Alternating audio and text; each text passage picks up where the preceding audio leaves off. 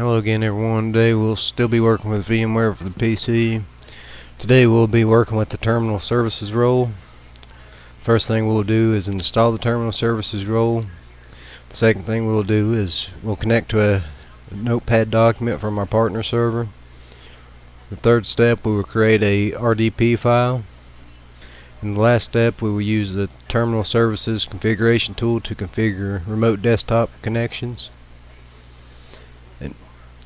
To begin with, we're going to go ahead and install the terminal services role. To do this, you would go to Start, Administrative Tools, and then open up your Server Manager. And we'll click on roles in our left pane. And if you already have roles installed on your machine, you'll probably want to go ahead and uninstall those and reinstall them after you have the terminal services role installed, because they can conflict with each other. First page you get is just a little introductory page. I'm going to go ahead and click Next to bypass that. And then the next screen we get is our server roles page. And I'm going to go ahead and select the terminal services. I'm going to click Next. And then the next dialog page you get just tells you, gives you a little introduction to terminal services. Go ahead and click Next on that. And the next thing you get is the role services for the terminal server. The only one we're going to be using is the terminal server role, but you also have the options to install the terminal server's licensing role, the session broker role, the gateway role, and the web access role. The next thing you get just tells you about the application compatibility. It tells you about uninstalling the applications and roles that you have that you had installed before installing this, because they may not work correctly in a multiple user environment. We'll go ahead and click Next.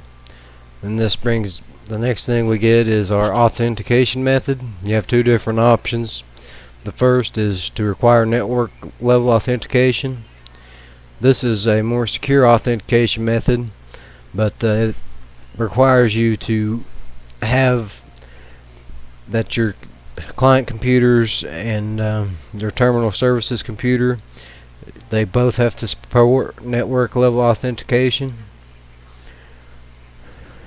And the second one, which we'll be using, is to do not require network level authentication. This is the less secure option of the two, but it allows freeze your connections because you don't have to go through the network level authentication. Go ahead and click Next. The next thing we get is to specify the licensing mode. We're going to be using the configure later option, but you have three options altogether. The second one is per device, and this would be, say if the people in your company had a desktop at the office and a tablet they could use at home, you would have to have two devices per person. Two device licenses per person. And the last option is per user, and what that does is it'll allow them to have the license connected with their username. So with the same situation, if they had a desktop in the office and a tablet they could use at home, that would be the option you'd want to use, because then you would only need one license instead of one per each device. Go ahead and make sure configure later is selected, and we'll click Next. The next dialog window is to select the user groups allowed to access this terminal server. And you can see here that it has administrators there by default. I'm just going to leave the default of administrators here, because that's the account I use for my server O2. Go ahead and click Next. This is just the confirmation screen. And you notice that you do have a warning here. It says you may need to reinstall existing applications, which is what we had talked about before.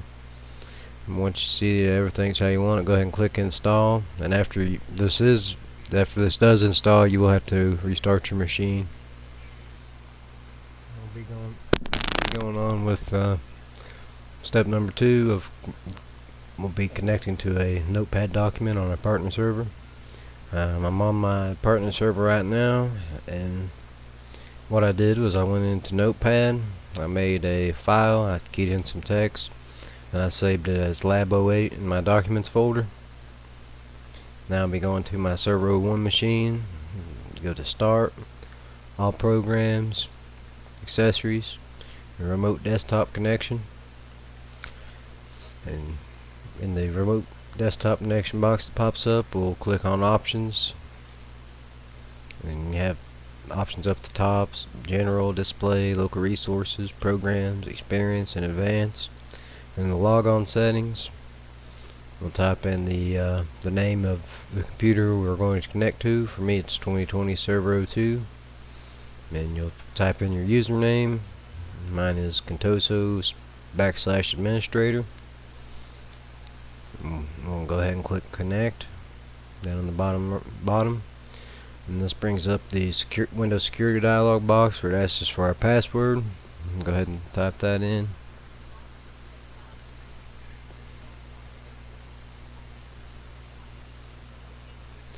And you can see here now at the top of my 2020 Server 01 machine, we have a little box here that says 2020 Server 02, showing that I'm connected to it. And what we'll do now is we'll open up Notepad, click on File, click Open. You can see it's already got the documents folder up there. We'll double click Lab08, and you can see that it's opened up the file that I created. Now I'm just going to up on the top bar, it shows us the server we're connected to. I'm going to leave Notepad open. I'm just going to click on the X here, and you get a little pop-up that says Disconnect Terminal Services Session. It says it will connect the session, but the programs will continue to run while you're disconnected because you do not log out. Go ahead and click OK. And you can see now that I'm back on my Server 01 home screen. Since I just disconnected from the session, I did not log out. If we were to log back in, the notepad that we had open would still be up and running. However, if you were to go to your start menu and choose to log out, it would close everything down, and you'd have to open it back up whenever you resume working on it. Now we'll be going on to the third step. We'll be creating an RDP file to connect us to Server 02. And how you do this, we can go to Start, Accessories, and we'll go back to Remote Desktop Connection. We'll click on Options at the bottom, and you can see here that it still has my credentials saved. If it doesn't, just go ahead and type yours in, and then in the box towards the bottom it says Connection Settings. You'll see the option as Save As in the middle. We'll go ahead and click that, and then the Save As dialog box that comes up, we'll click on Desktop to save it to our desktop, and the file name, we're going to name it Server 02. Click Save, and you see there that it's popped up on my desktop. Now we'll just double click the RDP file we created, and it's just pop up asking if you trust the connection. Go ahead and click Connect, and it asks for our password once again.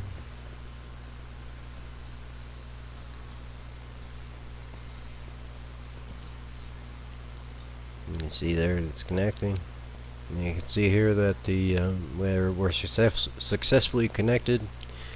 In the box up at the top that shows our server name, it just lets us know that we're working in a full screen window of a terminal server, and everything is generated from our terminal server that we connected to, the toolbar and everything. And you can see that the notepad I left open before whenever I disconnected from the terminal server, it is still open. And this time, instead of clicking the X up at the top and disconnecting, we're going to log off from the session.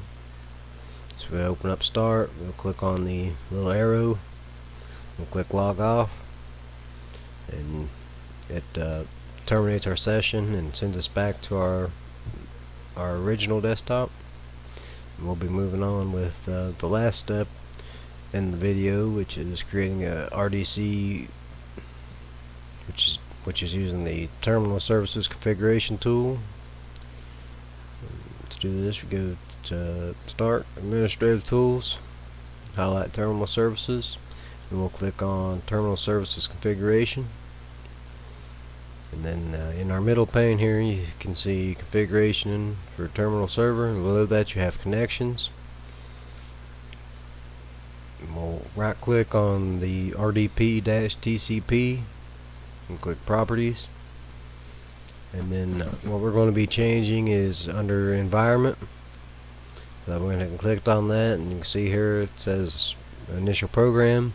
You have a couple different options. The first one is do not allow an initial program to be launched, and it always shows the desktop. The second is to run initial programs specified by user profile and remote desktop client connection or client. And the third one, which we'll be using, is start the following program when the user logs on.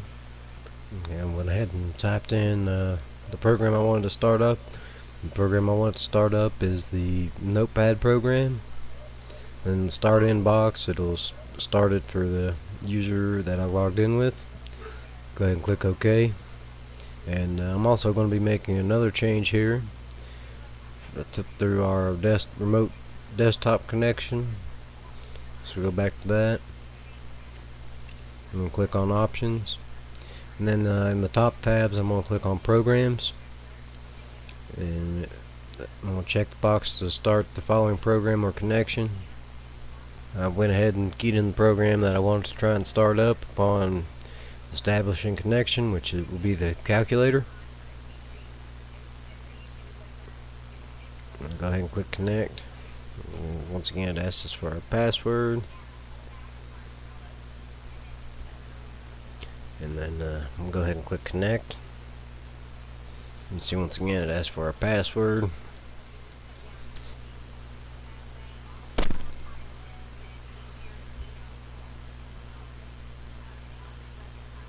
And you can see here that it's successfully connected us to it, but the only program that it has allowed us to use is Notepad, and it did not load up the calculator program, which I tried to get it, which I specified for it to load in the RDC pop-up box. So what this tells us is that the terminal services configuration, whatever you have configured in there, overrides whatever you try to have it load up through the RDC. And you notice also that we don't have a toolbar down here or a start menu. All we have enabled is the Notepad, and if we close out Notepad, it should terminate our session. This concludes the video for Lab 8.